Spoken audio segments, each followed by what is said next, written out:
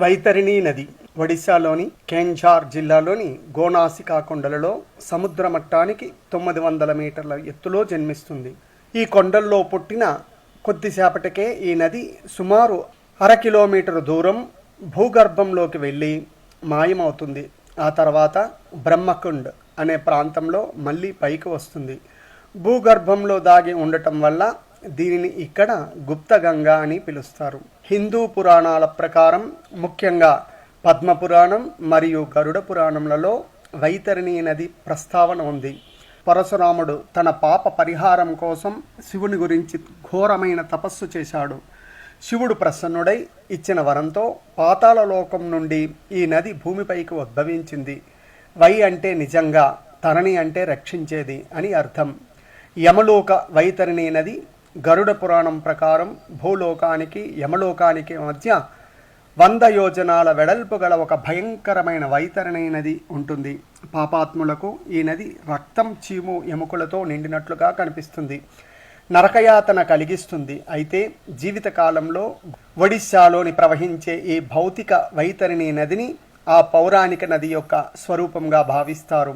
ఈ నది తీరాన ఉన్న జాజ్పూర్ ప్రాంతాన్ని విరజాక్షేత్రం అంటారు. ఇక్కడ పితృదేవతలకు పిండ ప్రదానం చేయడం వల్ల మరణానంతరం వారి ఆత్మలు యమలోకంలోని భయంకరమైన వైతరిణి నదిని సులువుగా దాటి మోక్షాన్ని పొందుతాయని హిందువుల నమ్మకం.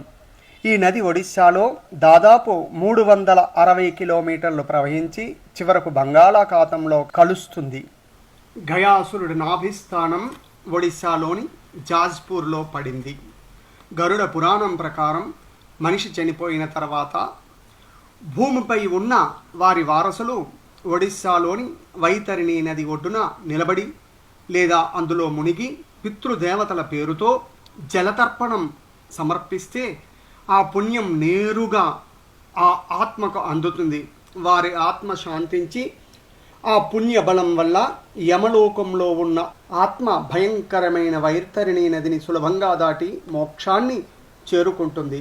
వైతరిణి నది స్థానంలో ఎవరైతే తమ పితృదేవతలను తలుచుకొని జలాన్ని అర్పిస్తారో వారి ఆత్మ శాంతించి ఎవరైతే చేస్తారో వారికి భూమిపై సకల శాంతులు చేకూరుతాయని గరుడ పురాణం చెప్తుంది. యమలోకంలో ఉన్న వైతరిణి నదిని దాటాలంటే ముఖ్యంగా ఈ ఒడిశాలోని జాజ్పూర్లో ఉన్న గిరిజాదేవి శక్తిపీఠం యొక్క స్థానంలో ఈ వైతరిణి నది ప్రాంగణంలో ఎవరైతే ఈ జలతర్పణాదులు సమర్పిస్తారో వారికి చాలా శుభం కలుగుతుంది.